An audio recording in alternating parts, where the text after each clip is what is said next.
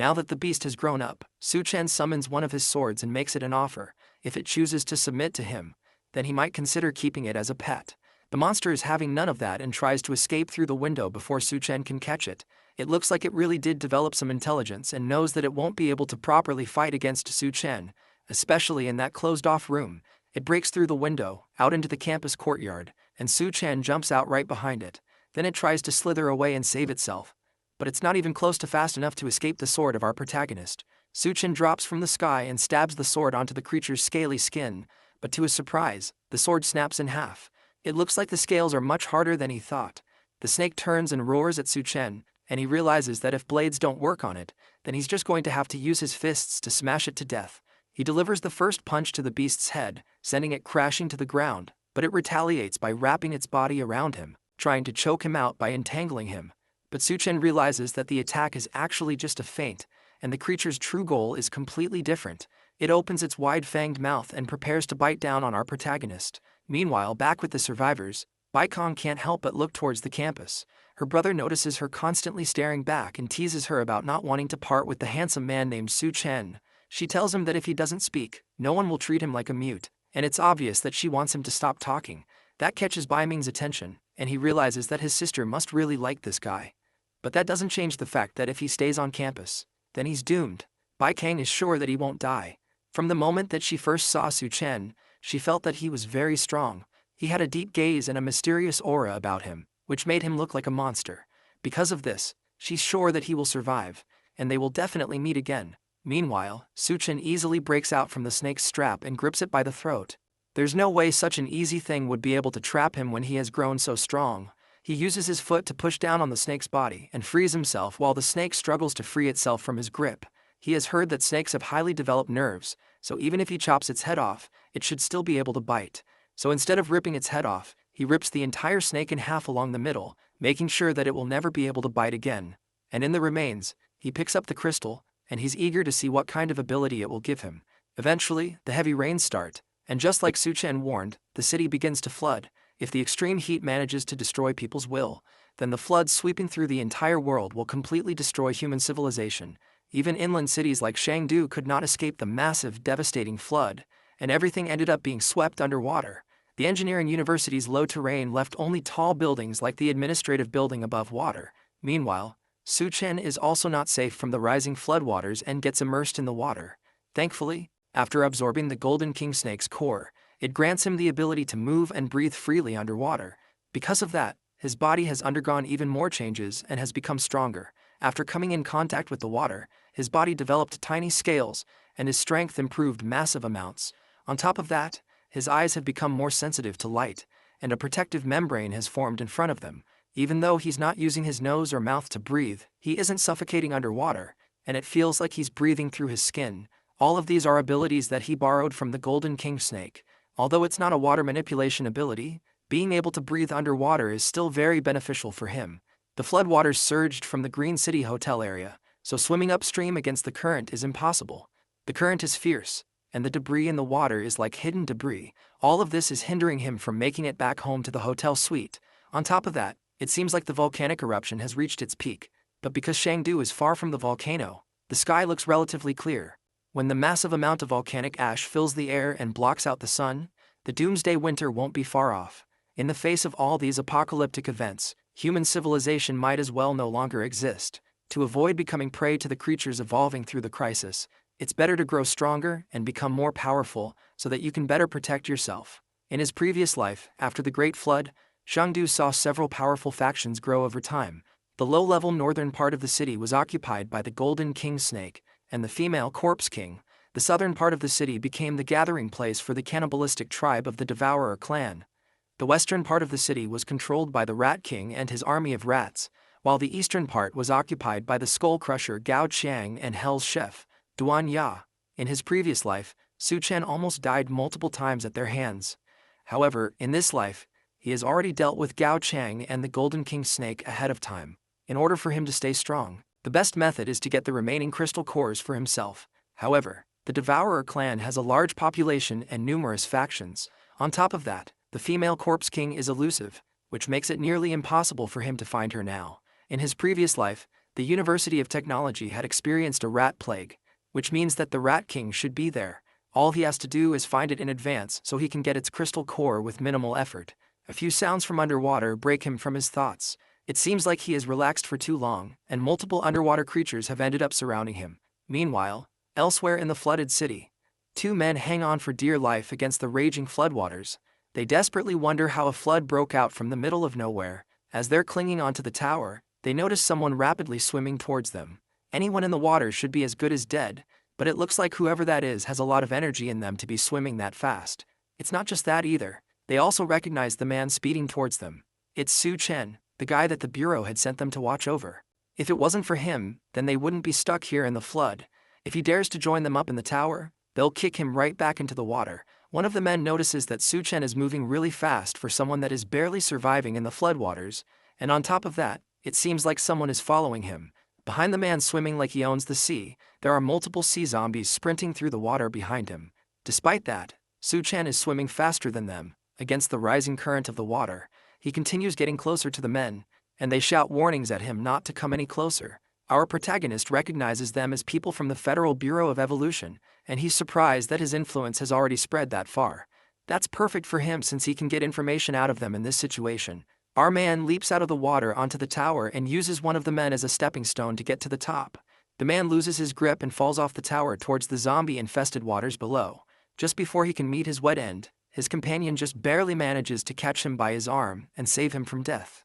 But now, with the extra weight on one person, the two don't have a lot of time left to survive, and at this rate, they will both end up falling into the water.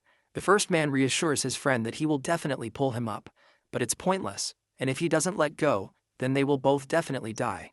Su Chen takes the opportunity to ask them to tell him everything they know about the Federal Bureau of Evolution. The men refuse to speak up and warn Su Chen that even if they die, there will be others to avenge them. If that's the fate they've chosen, then they can't blame him for what happens next. One of the zombies manages to latch onto the bigger man's foot and pull him into the water. His companion screams and dives in after, prepared to die with his friend. That turns out to be the wrong move, and they are both left at the mercy of the hundreds of creatures in the water. When all hope seems lost, Su Chen dives into the water and uses a sword to slice through all the zombies that were about to attack them. In a second they are saved and all the zombies are dead. The man wonders if Su Chen really is human since he seems to be way too strong. Regardless of the circumstances though, they owe him one for saving them. They decide to tell him what they know. They tell him that they were sent by the Federal Bureau of Evolution to monitor him. The Bureau is located in the Science and Technology University, and it's led by Chief Liu and a team of researchers. They were just doing what they were told and following orders that came from above them. In Su Chen's last life, the rat disaster happened at the Science and Technology University, and it seems like there is a connection between the rat disaster and the Federal Bureau of Evolution. He asks them if they research rats in the university's labs, but only researchers are allowed into the labs, so they don't know much about what goes on inside. Su Chen realizes that no matter what, he has to go and investigate the situation before the rat disaster starts. Meanwhile, Duanya, who is still in the Green City Hotel, had luckily obtained a crystal core from the zombie's head. After swallowing it, she starts to feel the same burning sensation that Su Chen felt when he first evolved. She wonders if she has succeeded and what powers this will unlock for her. But at the same time, she notices that the water has flooded all the way to the top floor. Inside that water, several small tentacles circle around her feet, ready to attack. By the time she notices the swarming tentacles, the monster has already wrapped itself around her body, lifting her off the floor and wrapping itself around her. It's slimy and gross, and with the way it ties around her, there's almost no way she can escape. Suddenly, the tentacle beast raises its mouth to her face and roars at her, revealing a throat filled with hundreds of razor-sharp teeth. It lunges at her, and she barely manages to catch it in her hands and stop it from biting into her, but the creature wraps itself around her hands, further stopping her from moving. More of them burst out from the water, and before she can think, she's completely entangled and surrounded by dozens of them. They all attacked so fast that she didn't even have enough time to get used to her new abilities. Her mind drifts back to Su Chen, and she remembers when he first showed her his space manipulation powers. He told her that as long as she finds and consumes a crystal nucleus, then she can obtain its ability. But because many monsters look ordinary, she won't always be able to tell what power a monster has just by their appearance. The best way for her to figure out her ability when she doesn't know what it is would be to feel it in her body and in the environment. Once she gains new abilities, she will be able to feel every change, and then try to master and control it. She focuses on the environment, and eventually she's able to feel the change in her body. she can see the little brains of the monsters that are attacking her, and she uses her new power to yell out a command, forcing them to stop moving. The tentacles listen to her command, and all of them fall limp at once as if they had all just died. That leaves her free but still covered in sticky goo. Now that they are all immobilized, she picks up her axe and cuts through all of them in an instant, turning them into minced meat.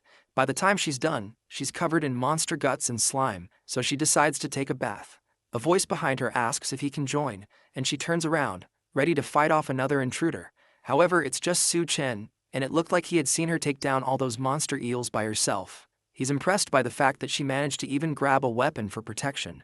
Duan Ya rushes towards him and grabs him in a hug, just happy to see him again. He has been gone for so long that she has started to get worried that he will never come back.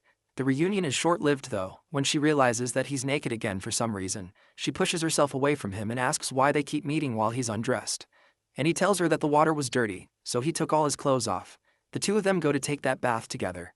And for the first time in several days, Su Chen gets to relax. After being gone for so long, he realizes that only when you go out do you realize that home really is the best place to be. Duanya gets up from the bath and goes behind him to give him a massage while they both relax. With the mood a lot calmer than when he had first arrived, he asks her whether she managed to awaken an ability. He didn't see her use her ability directly, but he could feel that something had changed in her due to the temperature of her mouth. She asks him how he even knows what kind of temperature could be in her mouth, but he ignores her and again asks if she managed to awaken an ability. She tells him that it seems to be some kind of mind control ability, and Su Chen already has an idea of what her ability might be. He asks her if her mind control ability can be used on food, and she tells him that she doesn't know since she hasn't gotten enough time to practice first. She decides to practice by testing out her ability on him, and uses it to make him think that she's wearing a revealing gown, but she immediately notices that Su Chen has immense mental power. If it weren't for Su Chen's consent, then she might have collapsed as soon as she tried to influence him. Regardless of his abilities, he's still impressed by her ability. It's a good one, and as a reward, he'll make her practice more until her legs grow weak. She laughs as the two have fun all through the night. By the next morning, Su Chen teaches her how to hold and use a gun, and they both use it to take out the remaining tentacle monsters. He tells her to focus her mind and control it with her thoughts. Then all she has to do is set her aim and fire. Duanya appreciates the lesson, but she also remembers that they plan to go to the University of Technology, so she's confused as to why he's suddenly teaching her how to shoot. He tells her that he's giving her half a day to familiarize herself with her abilities and her shooting skills. Since she's from the medical university, then for this next adventure, she will follow him and show her usefulness. The couple travel through the floodwaters in a speedboat. For some reason, Su Chen has asked Duanya to wear a bunny outfit while they travel. She asks if it's really alright for her to wear something like that outside, but he tells her that it's fine since in the apocalypse, even if she doesn't wear anything, no one can do anything about it. She asks him if he has ever been to the Science and Technology University before, and he has once. He came to see a friend and now wonders if he survived. Duanya assures him that good people usually have good fortune, and because of that, he shouldn't worry about it. After a little bit more traveling, they arrive at the university. It has completely been transformed to withstand the apocalypse. Suddenly, he notices something odd and grabs Duanya to protect her, right as someone rains down bullets on their boat. The man stops firing for a moment to ask what they are doing there and why they came. This is the Science and Technology University where the mutant Rat King rose last time. He can't tell them that he's here to investigate that. So instead, he lies that he came to join the Federal Bureau of Evolution. The man doesn't care, and he's more interested in the bunny girl with him. He offers to open the gate for her if she spends the night with him, and Su Chen goes home. So they pull out their trump card and offer up some braised pork in exchange for him opening the gate for them. The sight of the food changes his attitude immediately, and he orders the others to open the gate as fast as they can since he hasn't seen meat in ages. They park the boat by the side, and the guard orders that they give him the pork as soon as they get off. He orders his partner to take them inside while he takes the food for himself. While they argue, he doesn't notice the devious smirk on both Su Chen and Duanya's faces. He selfishly takes the pork for himself, not realizing that he's eating an entire monster's hand that has been charmed by Duanya's power. Thanks to the fake pork that they give him, he agrees to let them in and send Su Chen to the lab later. The other guard has a much friendlier attitude and leads them to the main base, where other people lay looking tired and hungry. The lower levels are for the elderly, the children, and some lowlifes. So he offers to take them upstairs to find a clean room. As they're talking, a kid walks up to them, and she seems to not be able to walk properly. She apologizes and tells them that she's just feeling a little bit dizzy. Duanya notices that she looks weak from hunger and asks her where her parents are. She tells the bunny girl that they went to find food and haven't been back since. So Duan Ya offers her a piece of bread to hold her off for now. The kid initially doesn't accept it because she's worried that her bunny sister will go hungry if she takes part of her food. Duan Ya tries to assure her that she won't be hungry if she accepts just a single piece of bread, but the kid still doesn't believe her. So Suchin shows off one of the banquet tables of food, and promises that as long as she's his woman, then she will never grow hungry. The kid is impressed and offers to be his woman as well, but Duan shoves a slice of bread in her mouth to keep her shut and stop her from saying unnecessary things. The smell of food attracts some thugs towards them, and they kick the lowlifes away to reach the banquet of food. Hoarding food is against the rules in this makeshift society, and all materials must be handed over first in exchange for contribution points. The angry men scare the young girl, and she clings to Duan Ya for comfort. She tells the girl not to be afraid and tells her that she will try to talk to them. Then she looks to Su Chen for confirmation before getting up to summon another banquet table of food for the men to eat. Her eyes glow with malicious intent as she tells them to eat the meal to their heart's content. Clearly something is wrong with the food, but it looks so delicious that the men cannot resist. They all push each other to be the first to get a taste of the meat, and the food is so good that they almost cry tears of joy. Because of this, they tell Duan Ya that they will reward her later for bringing them all this good food, but they won't let Su Chen go off so easily. He is a newcomer who broke the rules, so they have to punish him, and they decide to do so by bringing out two people who look feral. The punishment is a life-or-death duel where he has to kill the two people or be killed by them. Su Chen recognizes them as the two brothers he met on the tower while swimming through the city. The girl also recognizes them as her brothers who went out looking for food and never came back. She starts crying and angrily yells for the men to let her go, but Duan Ya holds her back from charging at them recklessly. Because of Su Chen's intervention, the men failed their last mission and couldn't come up with enough contribution points to aid their society, so because of that, they've been sentenced to death. However, killing them just like that would be a waste, so they drugged them and kept them around for fun. Since both Su Chen and the girl know the brothers, the thugs come up with a new rule. If our protagonist loses, then they will throw the two brothers into the river along with their little sister. The two brothers seem to be in some sort of frenzied state, probably caused by some sort of drug. They've been bound by heavy chains and collars around their necks, and it looks like they don't even recognize him. The thugs yell for them to start fighting, and they release the brothers from their chains, sending them charging straight at Su Chen, ready to attack. The fight ends as soon as it starts, as Su Chen knocks them both out with a slap to the first man's face and a chop to the other man's neck. They drop to the floor immediately, and the little girl tries to rush to them thinking they're dead, but Duan Ya holds her back and reassures her that they are fine. The thugs, however, are not so pleased that the fight ended so quickly. They wanted more of a spectacle, especially after they had wasted 2 doses of their special medicine. He decides to forget about it and continues to threaten Su Chen, telling our protagonist that since they are in a good mood, if he drops all his supplies, then they'll pretend that this incident never happened. Su Chen asks why exactly he should give up his supplies, and they tell him that he must be new there. Anyone entering the Science and Technology University must follow the boss's rules to keep things in order and weed off any freeloaders. They don't support freeloaders in their camp, and if he wants to stay there, then he needs to earn contribution points by handing over resources or finding supplies. In this camp, contribution points must be similar to what money used to be. And just like in the real world, it only benefits those who make the rules. Su Chen agrees to their terms and tells them that their last bit of food has already been eaten by them, so they don't have anything left to give. Then a large man appears and offers Su Chen some contribution points in exchange for working for him. The larger man's presence immediately causes the thugs who are acting high and mighty to quiver in fear. They call him Captain Guo, and it looks like he's the leader of the camp. He rides in on a giant chair carried by multiple slaves while a scared-looking woman rests between his legs. He offers them free meals and accommodation along with high salary positions, and all they have to do is make sure to be loyal to him and work hard. As he's talking, one of the slaves trips and falls to the ground. Captain Guo wastes no time and stabs a knife-tipped spear through the fallen slave's chest, killing him immediately. He tells Su Chen that they are short on people, and he's just in time to replace the slave that's no longer useful. The bunny girl especially can be given unlimited meals and good living accommodations if she decides to work for him. As he talks, he grabs the woman laying against his lap and plays with her body. He reminds them that it's the apocalypse now, and industrial production has ceased. By giving them this offer, he's making a big sacrifice for them. On top of that, he's already bored of the people he's been using so far, and they are due for replacement. The other thugs yell at Su Chen to accept the offer immediately. When their great boss needs a new woman, he'll let the others have fun with the old ones. Their boss, however, has other concerns apart from the new workers he needs. He smells something among the thugs and asks them what they have been eating. In their rush to get the food that Duan Ya gave them earlier, they forgot that eating meat without the boss's permission is a death sentence. They immediately drop to their feet and beg their boss for forgiveness. In the future, they will definitely give him any food they find first. He tells them to stop their groveling and shut up. He's not interested in any food they've been eating, and just the smell of it is killing him. Did they eat poop or something? What in the world did they find that smells so bad? That catches Su-chen and Duanya off guard. Did he somehow see through Duanya's mental control? It looks like he wasn't even affected at all by it. The thugs tell him that they ate only the food that Su-chen gave them. But with the mental control broken, they immediately realize what they've been eating this entire time. Their stomachs protest the horrible food, and they rush to the bathroom, desperate to push out everything they've been eating.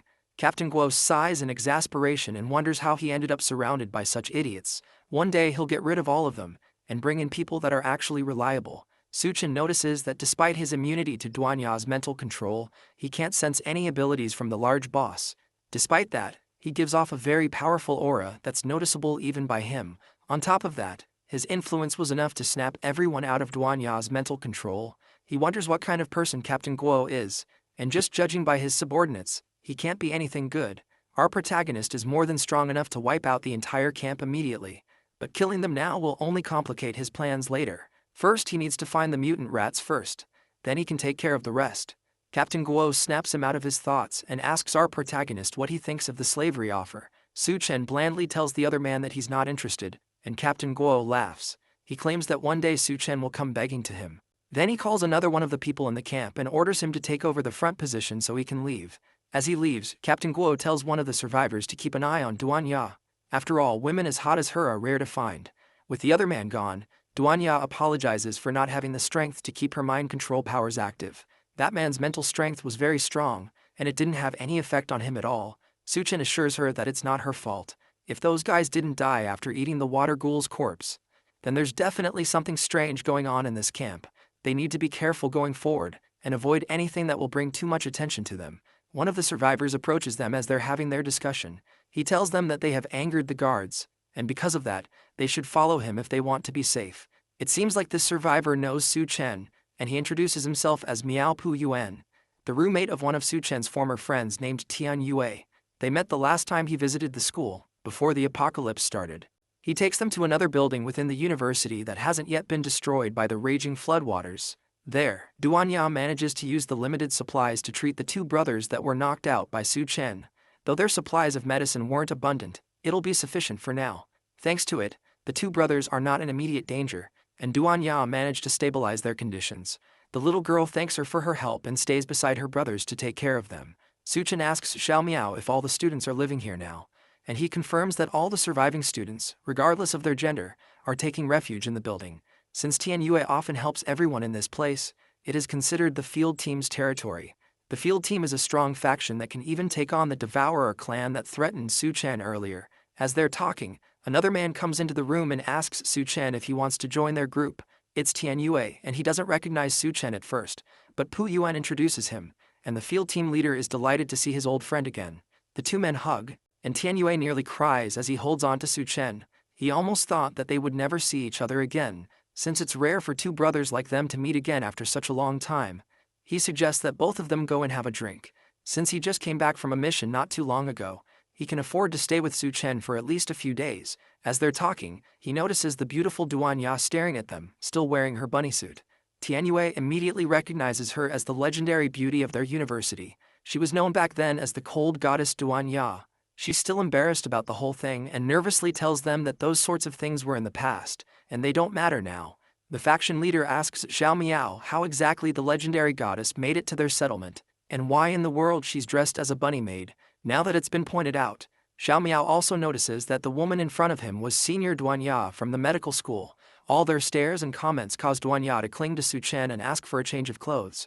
It's way too embarrassing to be dressed like this in front of her juniors. Su-chen smiles and agrees to let her find a change of clothes, while the other two men seethe in jealousy that their friend is hugging the goddess Duanya. After that, Tian Yue offers her a private room to change into. It's a bit messy, but she can sit anywhere she wants and get changed in peace. Su-chen notices that it's a luxury room, and Tian Yue must have purchased it with a large number of contribution points. The faction leader also notices that the two of them didn't bring any bags with them, and he wonders where the clothes came from. But Su-chen changes the topic immediately and asks about his regular missions. They must be dangerous if it takes several days for him to go and return. In truth though, there's nowhere in the world that isn't dangerous. Since both Su Chen and Duan Ya still look clean, he thinks that they haven't experienced the apocalypse yet, so he offers them the opportunity to join the field team so he can take care of them. Someone as excellent as Duan Ya wouldn't even need to go out for food. She can just put her medical skills to use and take care of the wounded. However, before any of that, he has to warn them about something first. Su Chen has to stop showing off everywhere. And most of all, he has to stop making beautiful girls wear bunny outfits. What exactly was he thinking with that stunt? Su Chen tries to defend himself and says that he will protect her, and his brother hits him on the head in response. He reminds the now powerful man of a time when he didn't have as much power as he did now. Back in high school when he used to get bullied and never dared to fight back. It was Tian Yue that fought the bullies away. The guard Captain Guo is not a nice guy, and when he sets his sights on a woman, they usually don't have good endings. Beautiful women like Duan Ya are no exception. And now that he has his eyes on her, he won't let her go easily. Meanwhile, in the private room, the chef tries to take off her clothes quickly, but a knife is pressed against her throat by a mystery attacker. She nervously asks this new face who she is and what she wants. The woman doesn't answer the question, and tells Duan Ya that she is someone sent by her boss to help her arrange her accommodations. She's a woman after all, and she shouldn't be sleeping close to those men. Duan Ya may not know who she is, but we already know her as the freaky lady is. She's the woman that listened in on Su Chen's entire fight back in the school administrative building, and she saw firsthand the kind of power he has. Right now though, she's just a messenger sent to capture the beautiful senior Duan Ya. The chef tries to tell her that there is already enough space in the settlement, and she doesn't need any help. But the other woman insists. The boss asked her specifically to come over, and no one refused the boss. Duan Ya, however, is about to become a pioneer. She uses her mind control powers and tells on the woman, causing her to pause, unable to move her own body. Then she tells her to let go, and the woman complies, stepping away and dropping her hand. Using her mental power to forcibly control people is always difficult, but she can manage to do it for a short time. For now though, she has done her part, and Su Chen can handle the rest. As she walks towards the door to alert the others, the woman forces her body to move and manages to stab her own hand. The shock of the pain forces her senses to return to her, and uses the brief moment of clarity to attack Duan Ya. The two slam against the wall, and the commotion alerts the others outside. They bang on the door and ask Duan Ya what's happening. There's no way someone would make so much noise while just changing clothes. The attacker tries to silence her by covering her mouth, but it's no use. Since they don't hear any answer from inside, they assume the worst and break into the room. The first person to walk in is shrouded in shadows, and the mysterious attacker doesn't recognize him at first, so she rushes at him with blinding speed, ready to attack and kill. Tianyue tries to get in front of him and protect his friend, but that's not necessary since the attacker recognizes who she's up against immediately. She saw what he did in the University of Science and Technology, and she knows his name well at this point. The one called Su Chen took on several zombies by himself and won with little to no effort. Although she has killed many people, her instincts tell her that if she makes a bad move against him, she's not going to survive what comes next. With little opportunity to stop herself or change direction, she instead kneels while still running towards him, causing her to come to a grinding halt right at his feet. Then she nervously asks him to punish her and calls him her master. Su Chen has no idea what she wants and what her intentions are, and she asks him if her sincerity is not enough to please him. To show that she's truly giving herself to him, she strips down her clothes and asks him again if that is good enough for him. Tianyue asks our protagonist if his taste in women has shifted so heavily, while Xiao Miao nervously looks away, but taking off her clothes was just a distraction to get their attention away from her. With everyone properly flustered, she launches a smoke bomb, covering the entire area in a thick fog before rushing off in an attempt to escape. Before she can get very far, Su Chen grabs her by the neck and raises her off the ground, stopping any escape plans that she might have had. He asks her if she really thought that she would be able to escape so easily, and it's obvious that he's going to get rid of her. The assassin begs for her life and tells him that he can't kill her. She tells him that the girl he saved, as well as her two brothers, have been taken to the settlement's arena. If he kills her, then there will be consequences, especially for those three. Su Chen couldn't care less, and tosses her into the floodwaters outside the building. The others, though, are more concerned about what she said. The girl she mentioned is Xiao Mei, and the guards must have taken her as well as her two brothers while they weren't paying attention. Xiao Miao asks what they should do now. If they don't save them, they'll be bitten to death by the big mutant rats. The topic of rats catches Su Chen's attention. Since that was the main reason he came to the settlement in the first place, he decides to go and check it out for himself. And Tianyue asks him to stay calm and avoid conflicts. Meanwhile, in the arena, Xiao Mei nervously stands in the middle of the field, prepared to fight for her brothers. Captain Guo sits on a stage in front of her, clearly controlling the whole thing.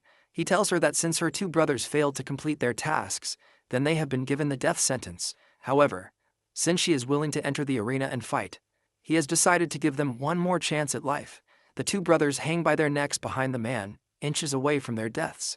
They shakily try to tell Xiaomei to not believe him and run for her life. But Captain Go tells them that it's already too late for that now. Xiaomei, on the other hand, refuses to leave. If there is even a small chance that her brothers will be free, then she will fight with everything she has to get them out of there. She asks the large captain one more time if he will really let them go, and he tells her that he will keep his word only if she manages to survive. Behind her, a cage opens up and a large rat marches towards her. She only has a second to turn towards it before it bites down on her arm, causing her to scream in pain. Then it lifts her off the ground and tosses her around, preparing to eat her. As she fights for her life, memories of her and her brothers swarm through her mind. She remembers a time when they were starving, and one of them managed to find a pile of mushrooms for them to eat.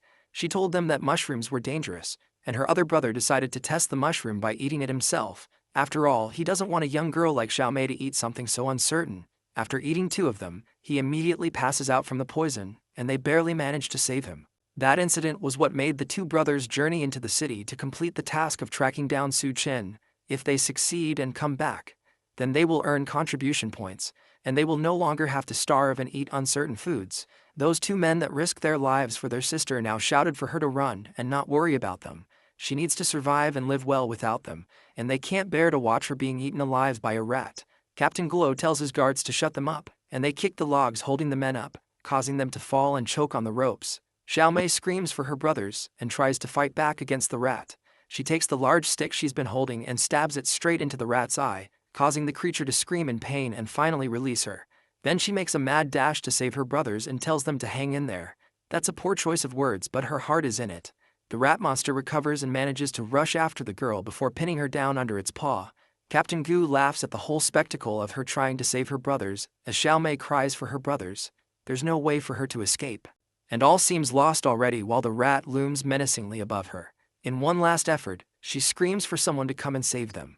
And Su Chen immediately arrives, killing the rat with one quick slap to the face.